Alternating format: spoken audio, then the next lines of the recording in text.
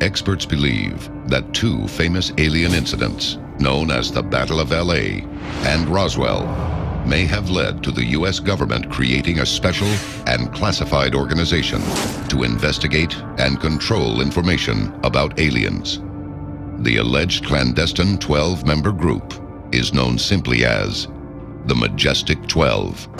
Washington, D.C., 1947. Top secret UFO investigation agency, the Majestic 12, has been created to combat an increasing alien threat. But who are these men? There was a general feeling that whatever UFOs were, strange, spooky, weird, odd, the subject of science fiction movies, somehow people on the inside knew exactly what they were, people inside the United States government. After the PR fallout of the mishandled Roswell incident, it was obvious to many Air Force insiders that an elite, hand-picked team needed to be created to control and monitor the increasing UFO phenomena 24/7. The man allegedly chosen to oversee Majestic 12 is James Forrestal, U.S. Secretary of Defense. Forrestal is the man behind the scenes, but who can be trusted to run Majestic operations on the ground? One name catches Forrestal's eye: Vannevar Bush. He is the first scientific advisor to the president and a key figure behind the Manhattan Project, code name for the world's first atomic bomb. Majestic 12's first priority is to limit the public's knowledge and exposure to UFOs. Run out of Wright-Patterson Air Force Base, experts believe Majestic 12's first official operation is codenamed Project Sign. Project Sign sends operatives into the field to deal with a rash of recent sightings, with the purpose of clamping a tight lid down on UFO phenomena in America. June 24th, 1947. Pilot Kenneth Arnold spots a series of discs flying in a strange formation at incredible speeds near Mount Rainier, Washington. Several witnesses corroborate the incident. The story appears in American and Canadian publications. From those stories, the term flying saucer is introduced to the public. The very publication of Kenneth Arnold's story sends shockwaves through Majestic 12. How did even this small amount of information get into the public domain? Though the press is kept in the dark, one thing is clear: the problem is escalating. Although America's nuclear development is still in its infancy, ufologists fear mankind's new experimental energy frontier may be part of the problem.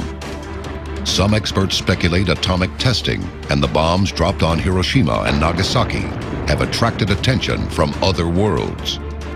It is obvious to many in the scientific community that if extraterrestrials exist, they may be using a similar concentrated energy source to power their spacecraft. One of the men behind the Manhattan Project atomic tests is Vannevar Bush, the same man who is now head of Majestic 12. Vannevar Bush orders all Project Sign information. From this moment on, the American government's official public position is that extraterrestrials do not exist. But information leaks and insidious press coverage split Majestic 12 into two distinct factions. Those who feel the public must be made aware of UFOs, and those who feel proof of alien life must never reach the public again. Coming up, the secret knowledge of an alien presence on Earth may have led to one of the most devastating events in American history. This is Unsealed Alien Files, exposing the biggest secret on planet Earth. Welcome back to Unsealed Alien Files. 1949. Majestic 12 is at a crossroads. Insiders are pushing for some public form of disclosure, and the man who oversees the organization, James Forrestal, feels the time is right to tell the public about the presence of UFOs. But there are also agents who will stop at nothing to prevent disclosure. How far would Forrestal's opponents go to keep a lid on the truth? Washington, D.C., March 9th, 1949. James Forrestal is asked by President Truman to step down as Secretary of Defense. Is Forrestal's forced retirement the result of his stance on declassifying the existence of alien life? As his health declines from stress, he checks into Bethesda Hospital. On May 22, 1949, James Forrestal falls to his death from the hospital's 16th floor. The official cause of death? Suicide due to depression and nervous exhaustion. But as new evidence begins to surface, suspicion regarding Forrestal's death begins to grow. Broken glass is found in Forrestal's hospital bed, suggesting a struggle. There are allegations the suicide note left behind is not in Forrestal's handwriting. The military inquiry into the matter is classified top secret and not released. Washington, D.C., January 20th, 1953. Dwight D. Eisenhower succeeds President Harry S. Truman. Eisenhower has a strong military background and is the first president to be aware of alien activity before taking office. In 1952, Eisenhower is aboard the USS Roosevelt during a NATO training exercise. At 1:30 a.m., a bright ball of light appears over the vessel, hovering 100 feet above the water. Eisenhower and several others watch the UFO for over 20 minutes before it speeds off into the night sky. Upon taking office, Eisenhower digs deeper into rumors of unexplained phenomena. He becomes aware of Majestic 12 and demands to know the full extent of the alien threat. But Majestic 12 rejects the idea of letting anyone, including the president, into their inner circle. The president responds by sending a team to confront Majestic 12 on his behalf. An anonymous witness to these events recently attended the citizens' hearing in Washington, D.C. on UFO phenomena and the government. He's trying to find out something all about these aliens that MJ-12 was supposed to find out, but never sent back reports to him. So he said, I want you to fly out there. I want you to give him a personal message. And he says, I want you to tell them, whoever is in charge, tell them that to get him into Washington and to report to me. And if they don't, I'm gonna get the First Army from Colorado, and we're gonna go over, we're gonna take the base over. I don't care what kind of classified material you got. We're gonna rip this thing apart. Majestic 12 allegedly backs down, and the team is allowed access to Majestic 12's most sensitive information. They had like different saucer crafts. The very first one had the Roswell craft in. But the greatest shock came in the lower depths of the base. And then the colonel said, what we've got in here is we're interviewing a gray alien. Returning to Washington, the team is debriefed by the president. So he asked us what was going on, and we told him about the alien, and he was just totally shocked. He appeared for the first time to be worried. The president had sent a message to Majestic 12, but our anonymous field agent also received a message in return. Two guys in black suits come out of a black Lincoln town car and came over to see me, and they told me that I better not publish anything or talk about any more things. If Majestic 12 was powerful enough to conceal this from the very government that controlled them, what other secrets were they keeping? Although the details of extraterrestrial contact are kept from him, Eisenhower's successor, John F. Kennedy, has ambitious plans for expansion into outer space. 2 years after taking office in 1961, President Kennedy opens negotiations with Russian President Nikita Khrushchev. They agree that NASA and the Russian Space Agency would cooperate in joint missions to the moon and share any information they had about UFOs. But still, Majestic 12 refuses to declassify any UFO activity. Aware of their internal resistance, on November 12, 1963, President Kennedy allegedly issues a final order to Majestic 12, demanding they release all extraterrestrial information. But 10 days after the agreement with Russia is signed, John F. Kennedy is dead. Did Majestic 12 participate in the assassination of JFK to prevent him from gaining access to information about extraterrestrial life? The world may never know. Coming up, is increasing UFO activity a sign of an impending alien invasion? Or is an invasion even necessary if the group that was created to protect us has already betrayed us? These are the Majestic 12 documents. They describe the establishment of a super-secret U.S. government organization in 1947 to deal with an alien spacecraft that allegedly crashed near Roswell, New Mexico.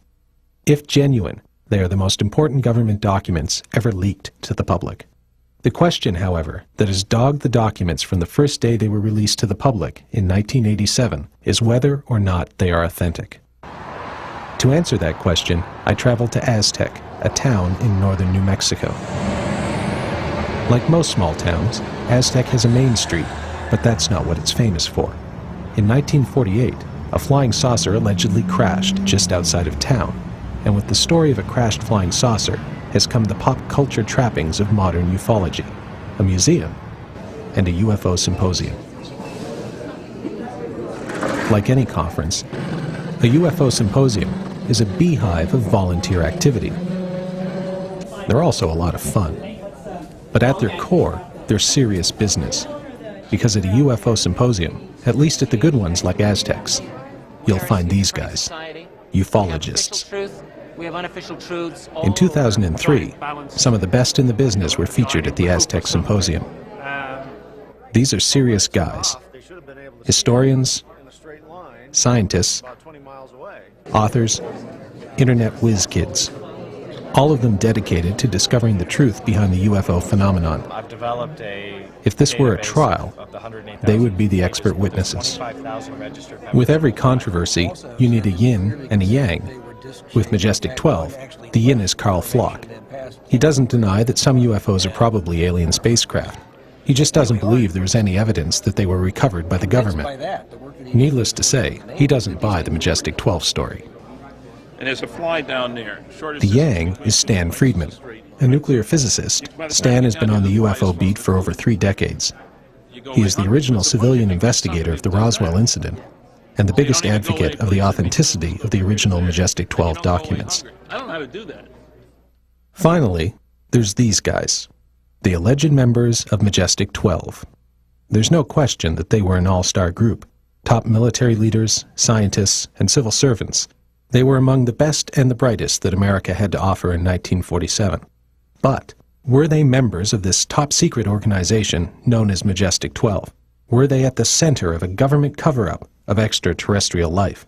The skeptics say no, because, well, that's what Carl Flock is here for, so I'll let him handle the yin from here on in. The first big problem with them is that there's no provenance. We don't know where they came from. We don't know, none of the original documents are in hand, so there's no way you can test the paper, you cannot, you can't really look at the inks, there's none of the stuff that you would normally do with a questioned document. You can't do it. In the United States, at least at the time we got the memo, it was not against the law to have classified material that you were not entitled to. It was against the law if you were entitled to see classified material, if you had an appropriate clearance and need to know, to photograph it. Certainly against the law to distribute it to somebody without a clearance. So the guy at risk is the guy who took the pictures, not the guy who receives them. Secrecy protocols within the military in particular are extreme. Penalties are extreme. You sign away your constitutional rights in many cases when you are exposed to very, very sensitive classified information. And in many cases this is binding for life. So it's not that easy to go talking about what you've experienced. We still don't know who Deep Throat was. Does that mean that whatever information he provided is worthless because we don't know who he was? He's the guy who was at risk, remember. And that's what we have to consider here, too. Providence would be nice. You make do, you look at the documents for what they are and what they say, not with any preconceived notion, well, I don't know who put this out there, so it must be phony. That's nonsense. That's not reasoning. If you feel your life or liberty is in danger by releasing these documents, of course you're going to want to remain anonymous. It's an unfortunate situation that we can't verify all of these things. But guess what? That is life. That's life within the field of UFOs. And the reason is because this is a problem pertaining to national security. In other words, this is not just a normal scientific topic on, as people like to say, a level playing field. There is no level playing field here. This is like a huge jigsaw puzzle. More than half the pieces have been taken out intentionally, fake pieces put in sometimes, and it's very difficult. Very difficult to wend your way through this. The NSA said that 23 of the documents that came from other agencies were from the CIA, which somehow the CIA hadn't found when it did its court-ordered search. So I filed for those 23 documents. After 2 years, I got 9. These were, as John described to you this morning, press abstracts of Eastern European newspaper articles about flying saucers which the Russians had the day they were published. Their own 14 documents they withheld. I appealed. 3 years after that, I got 4. You'll see what they look like. There's a CIA UFO document. Boy, they're not keeping any secrets. But it's all released, Stan. There's no cover-up, I was told by people in the UFO field. It's 99% sources and methods, they say, and 1% UFO, except it's filed under UFOs. Does this make any sense? Not to me, it doesn't. Many times when people have requested documents through Freedom of Information Act, they have asked that don't put any sources or methods, and we don't want to know. We just want to know the details of the UFO sightings, since if there's nothing to them, and the subject officially doesn't exist, what's the problem with releasing this information? It still doesn't work, and the documents that have been blacked out, I do think that is the case. It can't prove it, of course, but sources or methods would not seem to encompass, say, 75% of a document or 80% of a document. When Stan holds up those pages blacked out, I just cannot believe that it's all, well, the operations, sources, methods. There's got to be some details of the UFO sightings in there. Otherwise, what's the document concerned about then? We've seen thousands of pages that are completely blacked out from top to bottom. Maybe those are the MJ-12 documents times 2. We don't know what's under those black lines and black paragraphs. There may be underneath that it tells a story that is so bizarre and so out there, pardon the pun, but when you look at that, then maybe those are MJ-12 type documents that they talk about the UFO phenomenon being real, being the extraterrestrial life is visiting us. On the question of a government cover-up, let me introduce you to the CIA's report of the Scientific Panel on Unidentified Flying Objects from 1953. Its conclusions? That the national security agencies take immediate steps to downplay the UFO phenomenon. The methods? A broad educational program by all agencies that would concentrate on training and debunking. This education would be accomplished by the mass media. All this despite the fact that the panel of eminent scientists accepted that the Earth might be visited by extraterrestrials. One panel member even found that the ET explanation, in many cases, was the only logical conclusion. Is it a coincidence that the panel was convened by Walter Beadle Smith and included this man, Dr. Lloyd Berkner, both alleged members of Majestic 12? Unfortunately, in the field of ufology, the truth sometimes takes a back seat to innuendo and rumor. When that happens, the lines between fact and fiction can become crossed, and the difference between what is real and what is not can become that much harder to distinguish. I consider that MJ-12 indeed was a hoax, that it was perpetrated in aid of advancing the case for Roswell. Bill Moore and Stan Friedman, who had done a tremendous amount of work together in investigating and looking into everything that they could find on Roswell. Jamie Chandray, who came into the picture somewhere along the line there, and I don't know exactly when. I think they sort of, they were sitting around saying, okay, now what? And there have been extant in ufology for a long time rumors to the effect that Bill Moore had suggested that it might be a good idea to fake some exotic documents that seemed to confirm Roswell, with the idea that this might smoke somebody out, either to deny them or to produce real documents or whatever. And it is said that he and Stan Friedman and Chandray, maybe one or two others, talked about this together, and that Stan said, well, yeah, why not? I mean, if this will do it, why not? I have many times heard that I supposedly said, yeah, it wouldn't be a bad idea, as suggested by Bill Moore, that documents be faked to try to get some more information about Roswell. Now, I had many meetings with Bill and Jamie and other people, so there's no question we had meetings and talked a lot and worked on projects together and so forth. I categorically deny that I ever was offered that possibility, hey, why don't we fake some documents, or that I ever said something like, oh, that's a good idea. I think that's what was going on. I think that, there was the idea was to, if you put the most innocent spin on it that you can, was to smoke something out. If you put the not so innocent spin on it, it was to essentially fake documents that would back up the Roswell story as it was told and as it was known through the Roswell incident. Because if you look at it, that's what it does. It's the version of Roswell as written down, as set down in the Roswell incident. That sounds like a pretty good theory, except for one major problem. The Roswell incident describes two crashes, one near Roswell and one in western New Mexico at the plains of San Agustin. This second crash is not mentioned in the MJ-12 documents. Bill Moore would not appear on camera for this film. However, I corresponded with him a number of times. He steadfastly maintains that he had no knowledge of or involvement in any Majestic 12 hoax. What is so obvious about it that reveals it to be a hoax?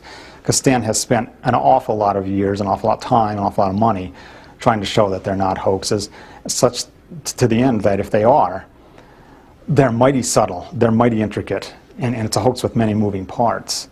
And yes, you can carry off a hoax with many moving parts, but there's so many coincidences here, so many things that were unknown, seemingly, prior to Stan going out and looking into various nooks and crannies of the archives, the vast National Archive system of the United States, that nobody knew before. Things like the date when Walter B. Smith was named to replace James Forrestal, who had died as a member of MJ-12, August 1st, 1950. There's nothing special about that date, except I had the Truman Library people tell me all the times that Truman met with Walter B. Smith. That was the one day in a 10-month period of time. And they met at the west door of the White House, purpose of meeting unstated. Now, I asked the Truman people, the library people, have you provided this information to anybody else? No. How could somebody get that date right? Stanton Friedman has doggedly researched this issue, in my opinion, and has done an outstanding job in showing that the arguments of those debunkers of these documents are really not all that good, and they don't hold up when you analyze them carefully.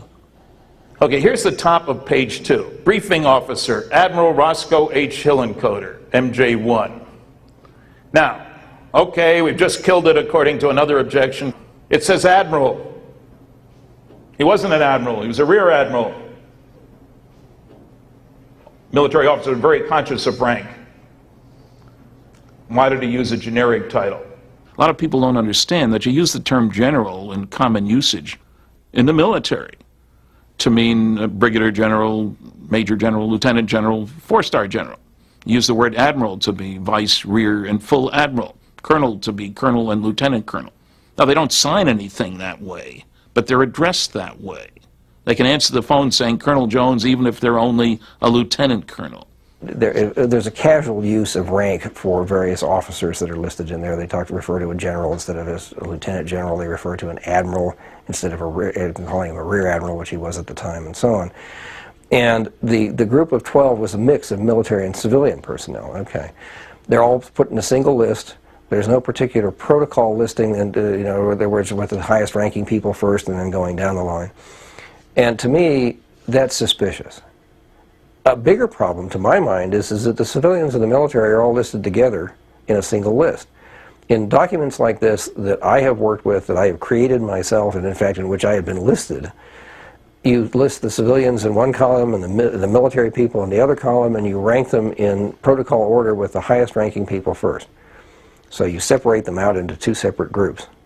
And these kind of protocol questions are not trivial to people in government, or particularly in the military. His point here is totally wrong. The coup de grace came when I visited the Eisenhower Library recently and managed to get a number of memos written by Brigadier General Andrew J. Goodpaster, Ike's staff secretary. These are memos about conferences held with Ike and other people, the head of the CIA, the Secretary of State, mixed bag, mixed civilian and military.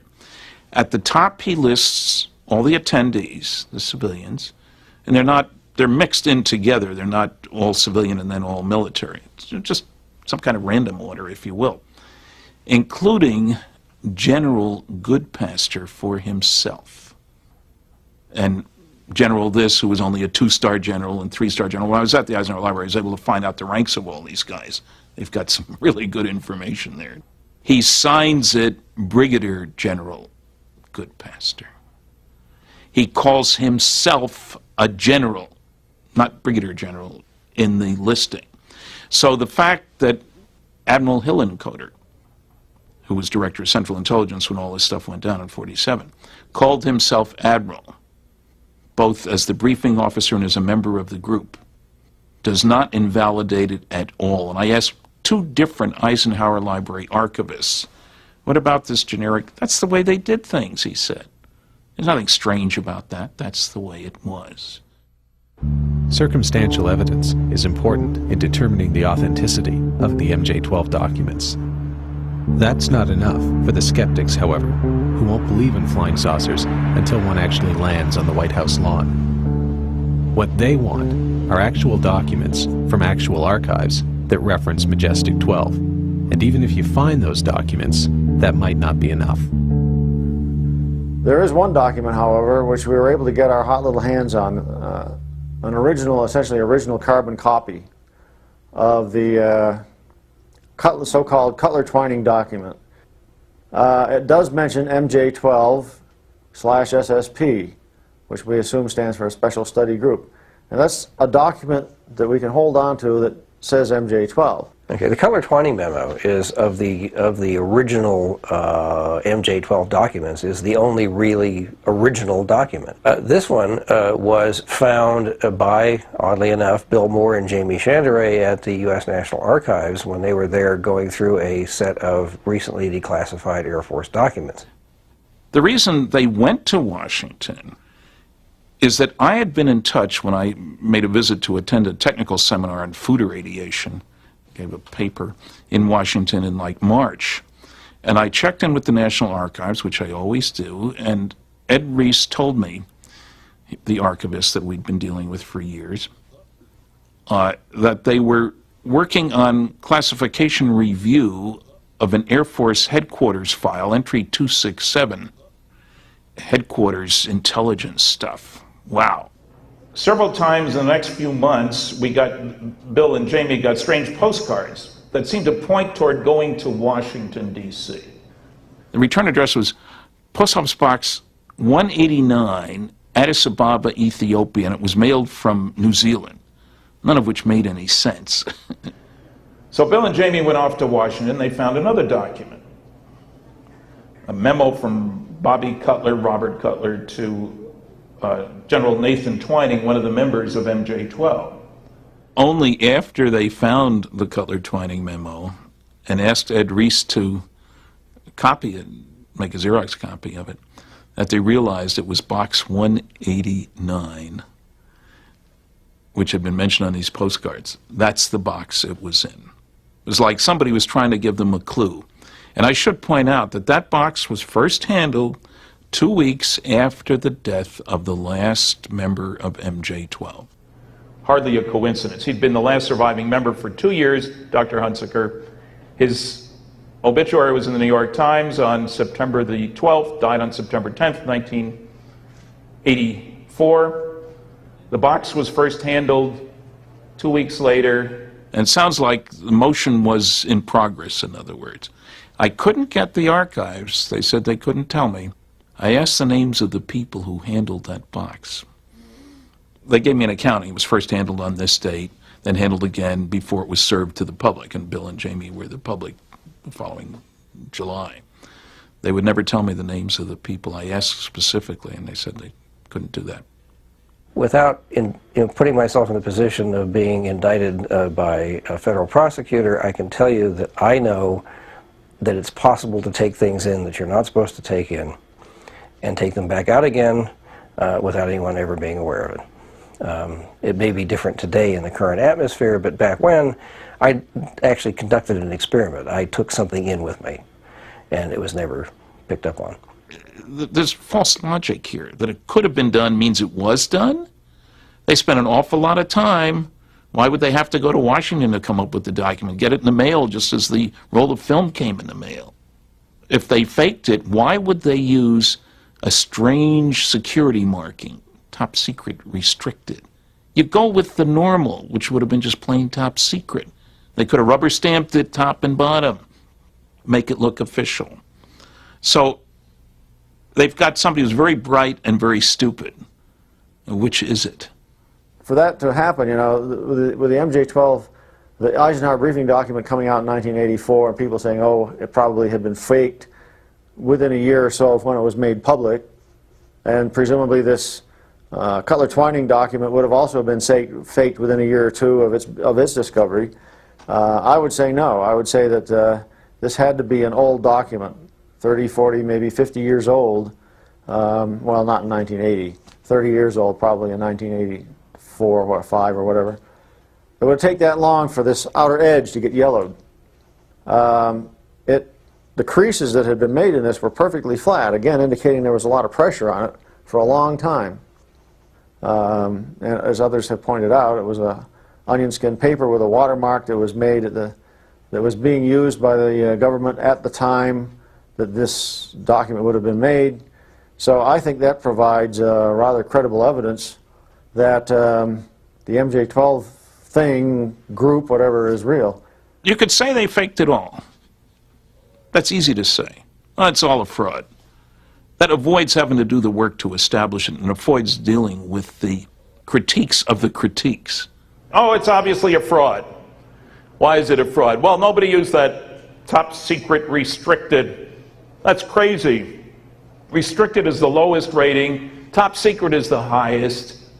Who would combine those two? That's ridiculous. It turns out the easy way out is that the General Accounting Office, when they were doing their study for Representative Schiff from New Mexico here, they were looking all over the country at all kinds of document archives for documents about Roswell. And one of their entries in a 400-page book about all the things they did was that we were looking through these files up through top secret on December 7th, 1994, and we didn't find anything about Roswell. However, we did notice several instances of the use of top secret restricted, even though we had been told, Majestic 12 in parentheses, that it was not in use at the time. If the GAO says so, it's good enough for me.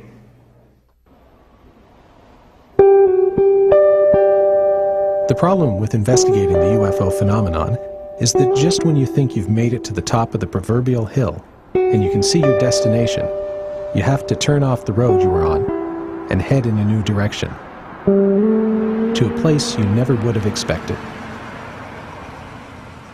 In the case of Majestic 12, that place was the strange and secret world of Dr. Donald Howard Menzel.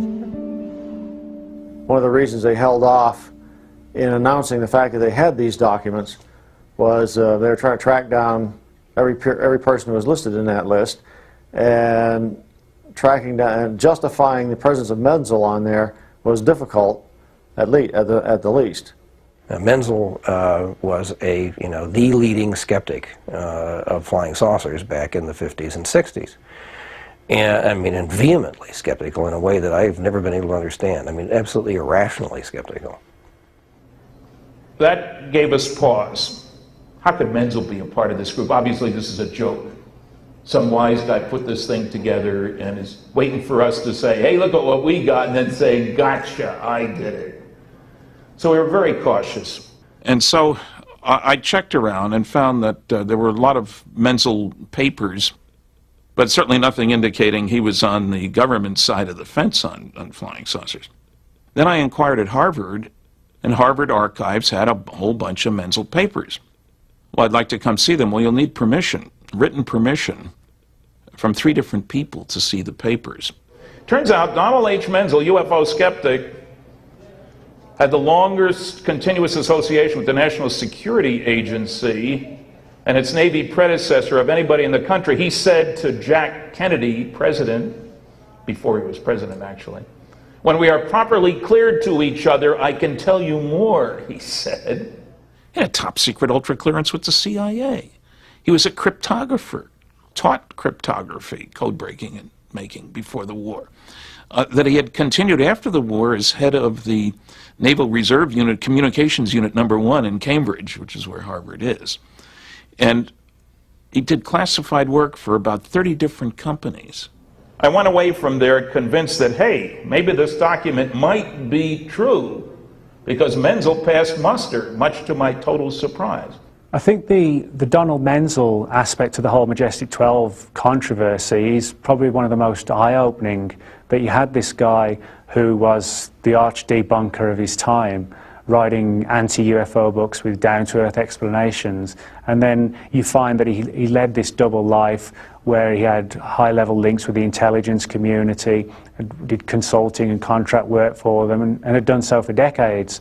And regardless of whether or not he really was connected to some sort of Majestic 12 group, he was very well able to hide this double life that he had. I discovered that Dr. Menzel had a close connection with Vannevar Bush dating back to 1934. Now, Bush had been at MIT. During World War II, he was sort of the science czar.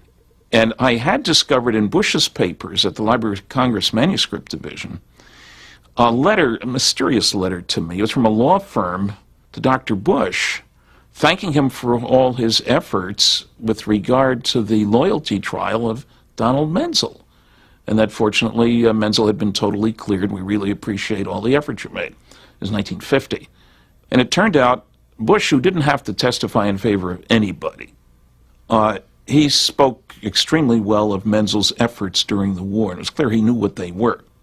It was all together kind of a big thing to see Menzel connected with Bush, who had clearances for everything and, was right top dog in all the classified projects. If it was shown upon Stan's investigations that Menzel was simply that a debunker, then that would have actually have suggested that his involvement in Majestic 12 was bogus, and by implication the documents were bogus. But because of the fact that Stan was able to show that Menzel did lead this double life and was heavily connected with US intelligence, that to me is a pointer that whoever put the Majestic 12 documents together was aware of the fact that Menzel would pass muster upon investigation. Stan Friedman spent a lot of time looking into Menzel's career, and he discovered that Menzel had he actually had a quote secret life. He was, he was a Naval Reserve officer. He was a cryptographer, cryptanalyst, and so forth for the National Security Agency, and a variety of other things. This was not such a big secret as I think Stan seemed to think it was. I mean, if you knew anything about Menzel, you would have some general inkling that he was doing these kinds of things. He was involved in them, but even before MJ-12. The question of whether anybody knew about Donald Menzel's high security background is an interesting one. You won't find it anywhere. There were people writing about Menzel and his lousy explanations for UFO sightings, but nobody pointing out his very tight connection with the intelligence community. Now, Carl, because he was a member of the intelligence community and happened to be at the right place at the right time, was aware that Menzel was doing stuff for them. Nobody else knew that. Now, if somebody wants to suggest Carl prepared the documents, forged them, I'd say he couldn't have, because there were other things that he didn't know that had to be known to get the documents right. But nobody else, any of the favorite choices, Bill Moore or whatever, knew this stuff about Menzel. Remember, you couldn't walk in off the street and get this. You had to get written permission from people to see those papers. It's easy to dismiss and broad brush these documents and say, oh, obvious hoax, who would ever put Menzel on? Well, it turns out that Menzel's presence there on that list maybe did really serve a purpose, and Stan has gone to great lengths to say why that is the case, and has shown why it is the case. It wasn't until Stan had done this investigation of Menzel himself and found out that Menzel was living sort of like a double life that it was possible to justify the idea that, well, yeah, Menzel might be on the list after all if he's trying to do cryptanalysis of the writings and being a sort of almost like a public figure out of all those people. A public figure was associated with a major university, and his word would carry some authority, and so if he says it's all bunk, then the general public would tend to believe it. Personally, I think it was a very clever both red herring and a joke. Because in the document, it specifically says, you know, they talk about the origins. They say, well, we've considered the origins of the saucers. Where do they come from? And one of the membership of the MJ-12, Dr. Menzel, notably Dr. Menzel, says that he thinks they came from Mars. Well, Menzel was notorious for his obsession with mythical Martians. He sketched them all the time. He doodled them all the time. He did paintings of them. Having Menzel say, I think they came from Mars, is this clever little hello. You know, this is really not real. It would appear that Carl Flock hasn't read the MJ-12 document. It is very clear in there that it is said that while others thought they might be from Mars, some of the scientists, most notably Dr. Menzel, said it was from outside our solar system, the source. He didn't say they were from Mars. He said they weren't from Mars. It's one of those arguments that sounds great until you realize it's exactly the opposite of what is said. I can imagine the military people saying, well, where could they be from if they're not from here? And somebody's first thought, you know, War of the Worlds and all the science fiction about Mars would be Mars. On July 29, 1952, General John A. Sanford, who was the director of Air Force Intelligence, held a press conference. He had been directed to hold a press conference and talk about what was going on. And in that press conference that started about 4 o'clock in the afternoon on that day, he said that we have investigated between 1,000 and 2,000 sightings and have explained the bulk of them to our satisfaction. The FBI sent their liaison person to the Air Force to find out what was going on with all these sightings. The FBI man was told something rather different from what the general public was told. First of all, the FBI man was told that there are some percentage of sightings that could not be explained. Furthermore, according to this FBI document, some of the military officials were seriously considering the possibility of interplanetary ships, such as ships from Mars. And I can see the scientists, especially Menzel, he was the only astronomer in the group, saying, no, not from Mars. Mars isn't a place where you're going to find any intelligent life. Remember, there has to be somebody who's living there now, not a million years ago, which is a wholly other matter. And I can see Menzel saying, no, not from Mars, from other solar systems. So what Carl claims is an argument against it as an inside joke is nonsense. It isn't that at all. It makes perfectly good sense. It would be if it were the other way around. But it isn't. Here's a few other interesting facts about the secret life of Dr. Menzel. He knew and corresponded with Admiral Roscoe Hillenkoetter. In 1963, Menzel sent him a copy of his anti-UFO book and asked Hillenkoetter what he thought of it. In a letter where there is just as much between the lines as there is in them, Hillenkoetter replied that the book was very well done and that Menzel had effectively put to rest all surmises about flying saucers being from outer space.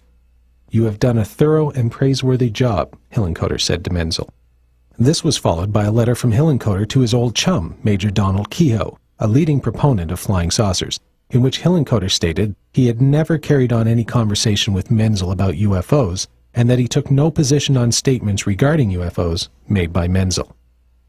In 1958, the CIA received a request for the declassification of the entire Robertson Panel report from UFO investigator Leon Davidson. Who did the CIA and the members of the Robertson Panel turn to for advice? That's right, Dr. Donald Menzel, who suggested rewording the report to cover things up even more. That Menzel was involved with the panel shouldn't come as a surprise, considering that they had listed amateur astronomers as one of the best tools for spreading the government's UFO gospel to the public. Menzel, as one of the nation's leading astronomers, would have been a natural choice to head this effort. Finally, there's the whole Martian thing. Here is a letter to then-Senator John Kennedy, in which Menzel talks about working on the Mars probe and urges Kennedy to support the project. It seems Mars meant more to him than just little doodles in a notebook. The path to enlightenment in the world of UFOs can take you to some pretty strange places. So it was that I ended up one day at an abandoned radar base in El Vado, northern New Mexico, with UFO researcher Scott Ramsey, where I would discover the relationship between truth and fiction and the UFO phenomenon for myself. It's a proven fact, a verifiable fact from the documents that have been declassified, that the FBI and the Air Force had a meeting in October 1988 to discuss the documents. The Air Force assured the FBI that the documents were completely bogus, and this was in a meeting that no notes were taken in the meeting between the Air Force and the FBI. It was just a verbal arrangement. Nick Redfern sent me a copy of a letter he got from Air Force Colonel Weaver. He's the man who wrote the Air Force's Roswell report, the big fat Roswell report, Fact versus Fiction in the New Mexico Desert. The Air Force supplied the fiction, unfortunately. Monster. Okay, he sent me a copy of that letter in which Colonel Weaver goes on and on about everybody knows these documents are bogus. And he sent him along a copy with the word handwritten bogus in big letters on each page. So I filed a Freedom of Information Act request with that office saying I'd like copies of all memos, letters, all this sort of thing. There's a whole list of things you have to say if you want to cover everything. That led to that conclusion. Response to my request was, we have nothing in response to your request. So I was not too surprised when later on I was told the FBI has the MJ-12 documents on their website. Wow. I went and looked, and you can tell that they're exactly the same document that was sent to Nick Redfern. The bogus is identical. You could put the 2 pages, and they're handwritten now, not a rubber stamp. So what is the basis for the FBI saying they're bogus? It's Colonel Weaver saying they're bogus. What's the basis for Colonel Weaver saying they're bogus? Nothing. He didn't say that's classified, which is what I expected, an evaluation. He said, we have nothing. If you're trying to manage this problem and you're trying to control the UFO problem, the real problem becomes not to slam that lid down 100%, because that is impossible. The real issue, it seems to me, is to neutralize or make useless information that does come out. Colonel Weaver seemed to have no qualms about lying in his Air Force Roswell report. He deliberately left out a qualifying clause in an FBI memo, which subsequent communication had not borne out the belief, this is basically it, that this was a balloon that was found. He left that part out to turn the meaning around 180, leaving the FBI says it was a balloon. Well, if you read the memo, which he doesn't provide, it doesn't say it was a balloon. It says just the opposite. They found out it wasn't a balloon. This is disinformation. There's the pro side, and then you offer the con, and you sow the seed of doubt in the public mind so that you realize you're not going to convince everyone, but you'll convince enough people so that people doubt, well, was Roswell this, or was it that, or was this object a real flying saucer, or maybe a weather balloon? If you sow the seed of doubt, action will usually not follow the knowledge, and that's really the only thing that they care about.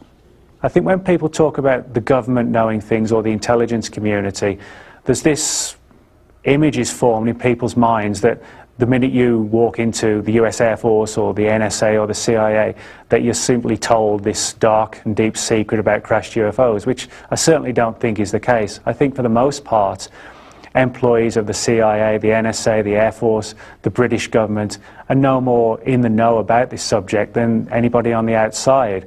And I think the whole way that secrecy is kept is by hiding information and by ensuring that certain people only know certain aspects of the story or enough to do their own job. And I think that is why the secrecy has been maintained. The Air Force, from 1947 onwards, at first took the attitude that everything that people were reporting was probably real. Turns up in the Twining, General Twining's letter in September of 1947 saying that the things that are being seen are real and not visionary or fictitious. And yet, by 1949, 1950, the Project Grudge and Project Blue Book people were trying to sweep everything under the rug, saying it was all misidentifications, hoaxes, or delusions. I believe that was a result of when General Vandenberg rejected the so-called estimate of the situation. In the estimate of the situation written in the summer of 1948, Air Force intelligence at Wright-Patterson Air Force Base had concluded that these flying saucers were real interplanetary, and we've been told, and the only reference that we have on this, Captain Ed Ruppelt's book, the Report on Unidentified Flying Objects, he says that Vandenberg rejected the estimate of the situation, thereby setting a policy that ET was not acceptable explanation for UFO sightings. Everybody has to look at why they're doing this. You know, not necessarily the evidence, not necessarily the stories, but why are they doing this? You know, you've got 50 years of blacked out documents of stories being changed, like the Roswell incident 4 times. And you've got manuals that come out that are reporting these things. And they're just trying to lie to you and say since, you know, the late 60s they haven't reported these UFOs. Yet both military and commercial pilots are reporting these things. What are you left with to decide, you know, what this phenomenon is? Is it an unidentified space object like a comet or a meteorite or something, or a planet, you know, like they tried to explain some of the Blue Book files way? It doesn't seem plausible. The only thing that seems really plausible is this conspiracy is massive. You know, that the government is hiding this stuff for so long and they're trying so hard to keep it from us. I think the last question would be why? And that's what we all have to kind of answer for ourselves.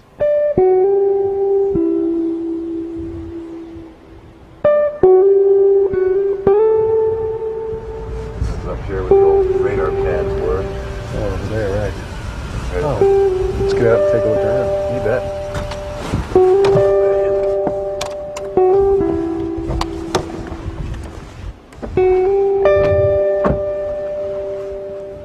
So this was it down here.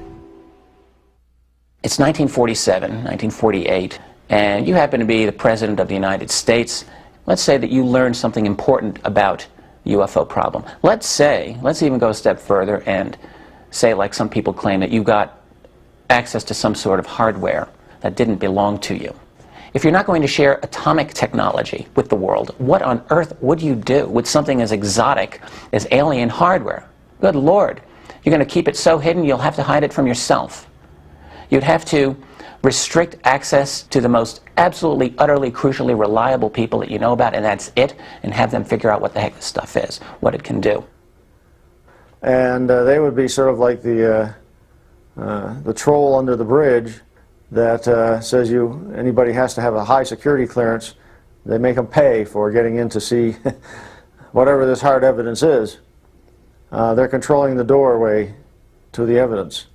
And information might flow into that doorway, but isn't likely to flow out. I am convinced that something very, very strange happened at Roswell. And personally, I do think there's a lot of credible testimony that suggests it was a crashed UFO and that alien bodies very, very possibly were recovered. I think what probably happened in the wake of that, though, was that when the story began to leak out, various deception programs and operations were put into place, and anyone who dared to become involved in investigating these things, who was outside of the loop, would simply find themselves in this massive of confusion, a kind of a hall of mirrors where it was kind of difficult to know where the truth began and the rumors and the fake stories ended. Majestic 12. It all comes down to the Roswell incident. Fact or fiction in the New Mexico desert. But who's fact and who's fiction? When the Air Force took it over, it became the Tia Amaria. And then later on in life, El Vado. You dare to go in there? Sure, let's take a look. You're not afraid of bats, are you? Well, I don't want to get bitten by one. This is it right here.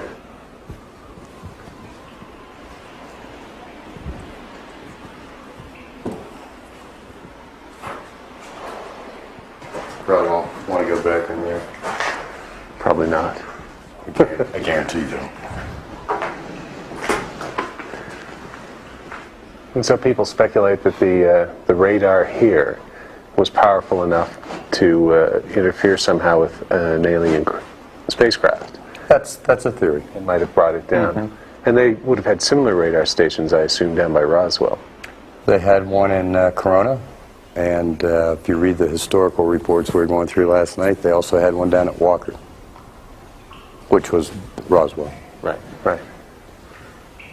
Coincidence? Yeah, maybe, huh? Where to next? Well, let's go up and take a look at where the radar was actually put in place. Oh, okay. There's a couple different sites up there. Okay. Then we'll head to the Officers Club. There you go. I'm hungry. I'll buy you a drink. None of this proves Roswell happened, of course, or that the Majestic 12 documents are genuine. What it does show, however, is that you shouldn't always believe the skeptics, who for years, until Scott proved them wrong, maintained that the El Vado base did not exist at the time of the Roswell incident. A hall of mirrors, indeed. I think this is the real project. The manpower makes sense. The documents seem to stand up to very strong scrutiny when you start digging into what's at the archives and looking at other documents and looking at the people and all the rest of that. And so I consider these the most important documents, classified government documents, ever leaked to the public.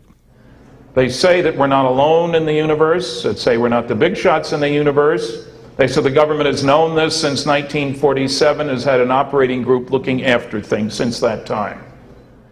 Still not convinced that, in the words of Buffalo Springfield, there's something happening here? Well, consider a memo written by this man, Canadian government engineer Wilbert Smith, who in 1950 met with Dr. Robert Sarbacher, a distinguished American scientist working with the U.S. Department of Defense Research and Development Board. The subject of their conversation? Flying saucers. The memo, the substance of which was confirmed decades later by Sarbacher, stated that flying saucers exist, that they are classified higher than the H-bomb, and that a concentrated effort was being made by a small group headed by Dr. Vannevar Bush to determine their modus operandi. Was that group Majestic 12? In my opinion, on the balance of probabilities, if not quite beyond a reasonable doubt, the answer is yes. Now, I don't expect you to take my word for it. Do your own research and ask yourself the question, do you believe in magic?